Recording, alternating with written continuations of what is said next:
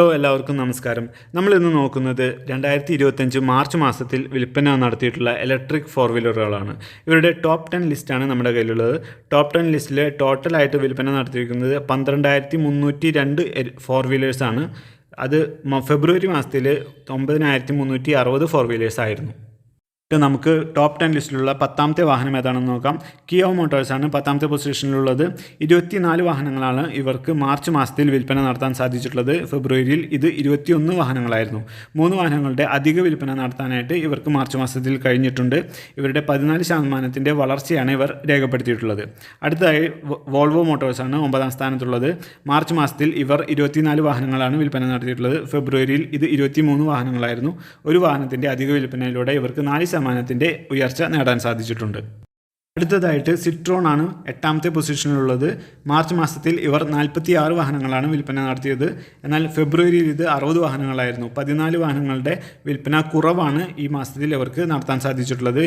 23% കുറവ് ആണ് ഇവരുടെ വിൽപ്പനയിലുള്ള പെർസെൻറ്റേജ്. അടുത്തതായിട്ട് മെഴ്സിഡീസ് ബെൻസ് ആണ്. ഇവർക്ക് 170 വാഹനങ്ങൾ മാർച്ച് മാസത്തിൽ വിൽപ്പന നടത്താൻ സാധിച്ചു. ഫെബ്രുവരിയിൽ ഇത് 69% 101 വാഹനങ്ങൾ ഇവർക്ക് അധികമായി വിൽപ്പന നടത്താൻ സാധിച്ചിട്ടുണ്ട്. 146% വർധനമാണ് ഇവർ വിൽപ്പനയിൽ നേടിയിട്ടുള്ളത്. അടുത്തതായി 6ാമത്തെ പൊസിഷനിലുള്ള വാഹന കമ്പനിയാണ് BMW. 250 വാഹനങ്ങളാണ് മാർച്ച് മാസത്തിൽ വിൽപ്പന നടത്തിയിട്ടുള്ളത്.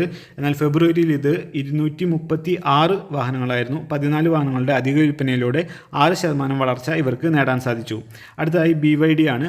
BYDക്ക് 396 വാഹനങ്ങളാണ് മാർച്ച് മാസത്തിൽ വിൽപ്പന നടത്താൻ സാധിച്ചിട്ടുള്ളത്. ഇത് ഫെബ്രുവരി മാസത്തിൽ 267 വാഹനങ്ങളായിരുന്നു. 129 വാഹനങ്ങളുടെ അധിക വിൽപ്പനയിലൂടെ 48% വിൽപ്പന വർധനവാണ് ഇവർക്ക് നേടാൻ സാധിച്ചിട്ടുള്ളത്.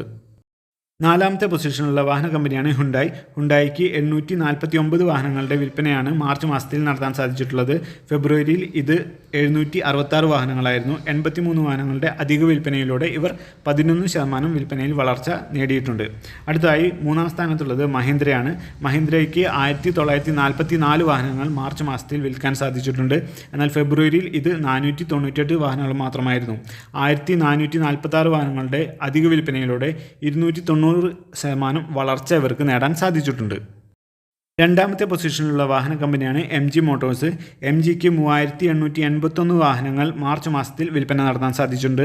ഫെബ്രുവരിയിൽ ഇത് 3440 വാഹനങ്ങളായിരുന്നു. 449 വാഹനങ്ങളുടെ അധിക വിൽപ്പനയിലൂടെ ഇവർ 13% വളർച്ച നേടി. ഏറ്റവും കൂടുതൽ ഇലക്ട്രിക് വാഹനങ്ങൾ വിറ്റുകൊണ്ട് 1ാം സ്ഥാനത്ത് നിൽക്കുന്നത് ടാറ്റ മോട്ടോഴ്സാണ്. ഇവർക്ക് മാർച്ച് മാസത്തിൽ 4710 വാഹനങ്ങൾ വിൽപ്പന നടത്താൻ സാധിച്ചിട്ടുണ്ട്. ഫെബ്രുവരിയിൽ ഇത് 3980 വാഹനങ്ങളായിരുന്നു.